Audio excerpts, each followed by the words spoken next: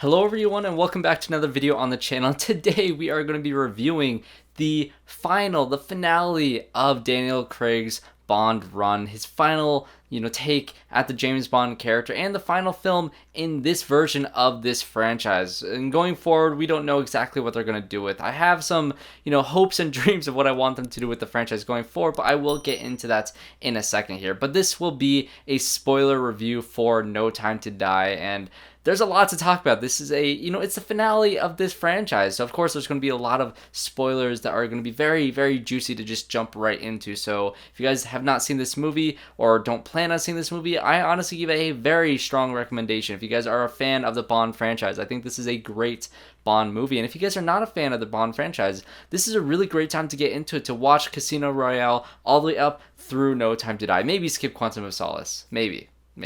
But here we go, let's just jump right into this thing. And the first thing I want to talk about in this film is, of course, the action sequences. And I have to say, there are so many great action sequences. The movie starts off with a great action sequence, and I think they're in Italy or something like that. I'm actually not sure exactly where they are, but it's gorgeous cinematography, gorgeous locations, and riveting action. Very nail-biting, intense action that we didn't really get.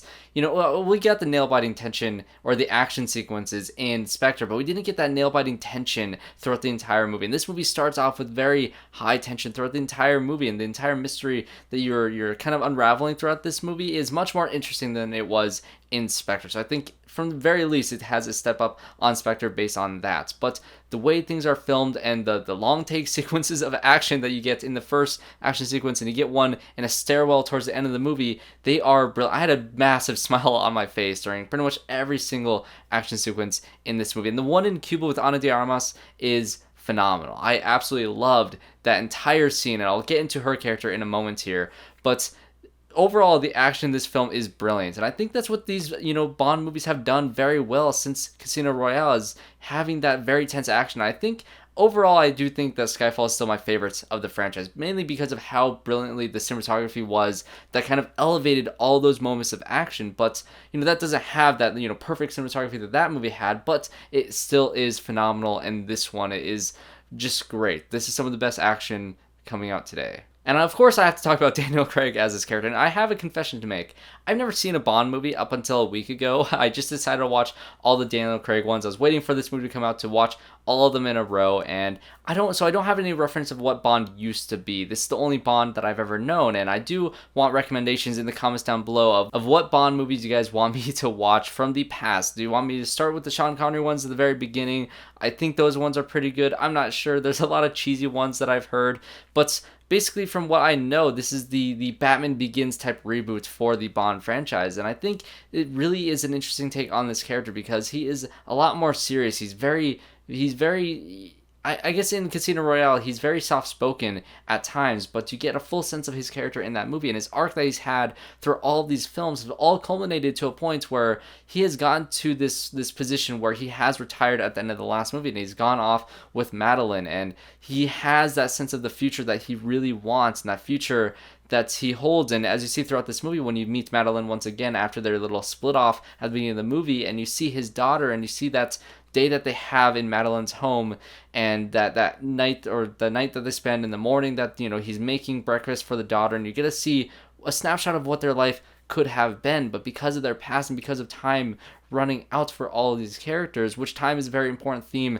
throughout this movie, it is all just like, you feel an impending sense of dread in this movie. And a lot of that is because it is the finale. This is the last time we're going to see this character. So there's really one of two options they can do with this character. You either get a happy ending where he gets everything that he wants and he goes off with Madeleine and his daughter and they live a happy, full, and just happily ever after type of life at the end of this movie, or you get the ending where Bond dies, and that's the one that we get in this film. Like I said, spoiler alert, he ends up sacrificing himself in a way that was very, very unexpected in a movie, because when you think of sacrifices in movies, the self-sacrifice that you have, it's usually like a sense of there's absolutely no escape, or he's doing this to save these people. But Madeleine and his daughter was already safe, but there's this aspect of the plot of this poison that the villain has that I find very fascinating. And when it comes to the plot of this movie, I think it has a lot of plot contrivances where things just kind of happen that you feel like are necessary for this movie to exist. Despite the amazing action sequence at the beginning, I was kind of irritated with Bond's character of dropping Madeline so easily because,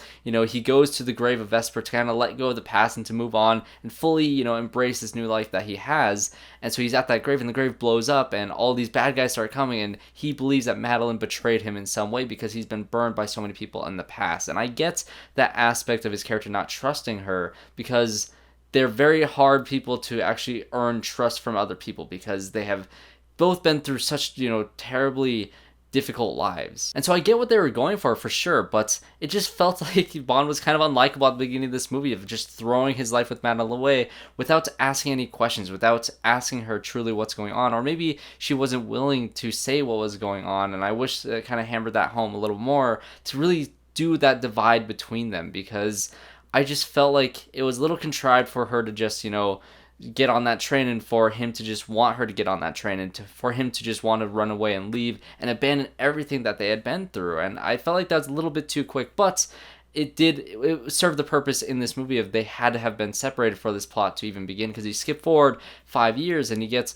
the whole aspect of this new place that Rami Malek's character is kind of, you know, taking over. He's taking out everybody from Spectre in a great sequence in Cuba, I believe, with Ana de Armas' character, and that whole thing was great, and there's a lot of different moving pieces, and to be fair, I honestly had a little bit of trouble following who was who. I didn't realize for a lot longer than I should have that Bond was actually working with CIA instead of MI6 at the beginning of this movie, and that Ana de Armas' character was working with Felix and all this stuff, and there's a lot of different strings in this movie. There's a lot of different groups. So you have Spectre that has a very brief appearance in this film, and you get to have, you know, Christoph Waltz come back as that character. And I do think he was great as Blofeld, but he just didn't have enough to really be that character. And I think that's another disappointment in this movie. He is in this film, but he does die in the one scene that he is by that poison thing, which I will get into. But there are so many different strings. There's so many different groups that you have to kind of separate. You have MI6, you have the CIA with Felix, then you have Bond kind of on his own, and then you have Madeline doing her thing, and you have Rami Malek's character. That the first act of this movie is a little bit scattered, and I think that was kind of the point, because you have this mystery of trying to tie everything together and figure out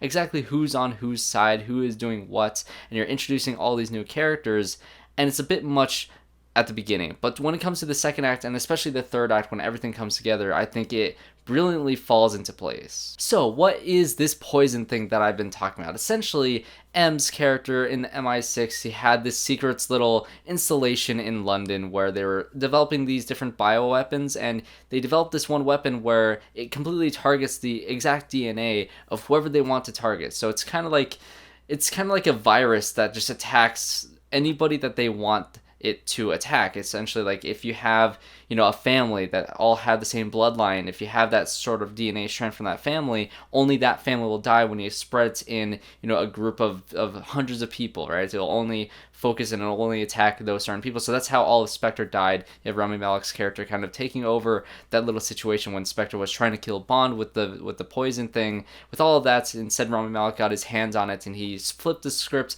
and put it on the entirety of Spectre. And so when you get that scene in the prison with Blofeld, Rami Malek's, you know, plan was to essentially take Madeline, have her go in there and have her kill Blofeld, but instead James Bond was the one who ends up doing it. He ends up getting that poison on him and he's able to spread it to him. And so a lot of different aspects with this poison thing that is very relevant to our world today. And so by the third act of this movie, Bond has to go to this remote island that's Rami Malek's character has kind of, you know, created this whole installation. He's ready to release this poison across the world, killing millions of people. You know, it's a very grand villain plan, and he's able to kidnap Madeline and the daughter, and in a great action sequence in the woods around Madeline's home that was really, really well done. Again, like I said, the action is phenomenal. And so going to this third act, you have a lot of stakes. You have this poison, you have Madeline and the daughter captured by Rami Malek's character, and you have, you know, this great, you know, thing that's going to be released into the world. And Rami Malek has this vial that has the DNA of Madeline and her daughter. And so if this vial gets out,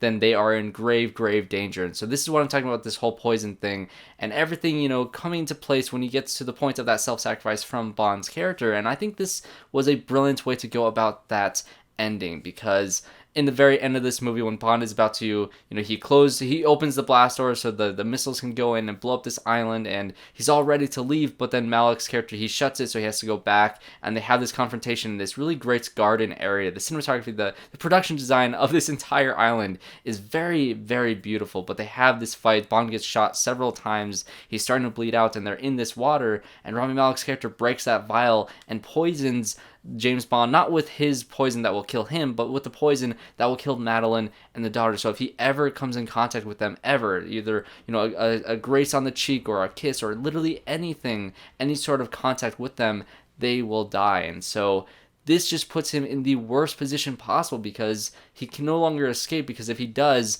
they will always be in danger of having, this virus out there that's very, geared towards only attacking them. And so if he leaves this island at all to save himself or to do anything, even if he, tries to avoid Madeleine, this virus could essentially still get to her in some way through contact of so many people. Eventually it might get to them. And so he doesn't want that. And he's also shot, and he's also, on this island, missiles are already on their way. And so he decides to stay on that island, and he has a very grand goodbye to Madeleine and to Q and to all these characters. And it's a very, very tragic ending. I love how they, led all this stuff with the poison and with that vial and with Madeleine and the daughter and with Bond, and how that all culminated in this final decision that Bond has to make, where he has to choose to stay on this island, to give no absolute chance for them to ever be harmed, for him to self-sacrifice himself for the greater good. He's already, succeeded. He's already killed the bad guy. He's already, made sure that this virus will never get out, in the hands of anybody else, because this whole island's about to blow up. But he has to make the decision to save his family, which was just a heartbreaking scene.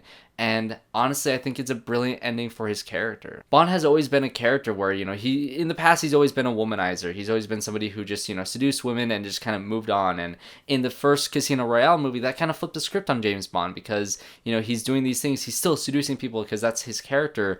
But as soon as he gets his information, he leaves. Whether or not he's gotten to that point or not, he just leaves. And when he meets Vesper, you see in his character that's his one way out. If he finds that sort of love, he is willing to leave his job and leave the importance of his, life in MI6 behind for somebody that is that special to him. And so he would have done it for Vesper. He was doing it with Madeleine. And so now you get to this point where his character decides to self-sacrifice himself to kind of service, his 007 life, this spy life that he's lived all this time, and for, this life that he wanted to dream of so badly. That one night that they had together as a family, that one morning that they had together as a family, all means so much more after that sacrifice. And so overall, I am a big fan of the third act of this film. I thought the action, again, was brilliant. I thought the characterization of Bond and his ending was brilliant. And it was very emotional and very sad and very fulfilling as a finale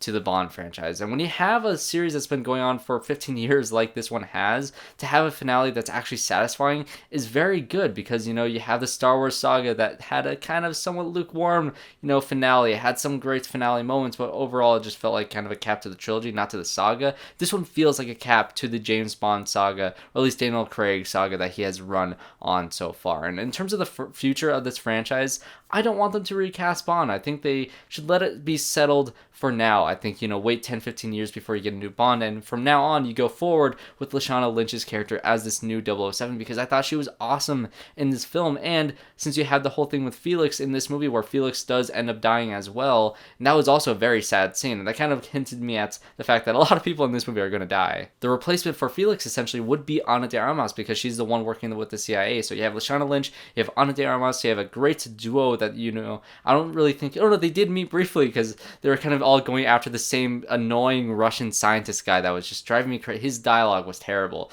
but they were all after this one guy in that scene, and so they were kind of, at odds with each other at first. The two 007s were at odds with each other, and I think that dynamic could be great with Ana de Armas and Lashana Lynch. So I really want that to be the direction that they head with this franchise. I really hope we get more of those characters, because we got just enough of them in this movie to kind of, fulfill those needs for us, but not enough to take over, Bond's character. Bond was definitely the lead of this film, and they didn't take away from his role at all, but they left us wanting just much, much more with those characters because of how well they were set up. So that's what I want for the future of the Bond franchise. What do you guys think? Leave it in the comments down below. Did you guys think this was as satisfying as an ending as I thought? If I were to rank these, of course, I'd probably put Skyfall at the top, then probably Casino Royale, and just a hair under I'd put this one, just because the first act in this movie was a little bit messy, but besides that, I think it's a great movie. And of course, you would have probably Spectre below that, and definitely Quantum of Solace at the very, very bottom, like far, far down. That movie. Whew, that movie. So thank you guys for watching this spoiler review for No Time to Die. Thanks everybody for subscribing to the channel. We're getting pretty good on numbers and views on this channel, and I'm very, very happy with how things have been going. So thanks guys for watching this video. Subscribe to the channel as always. Leave a like, comment down below, do all those things, and I hope to see you all in my next one.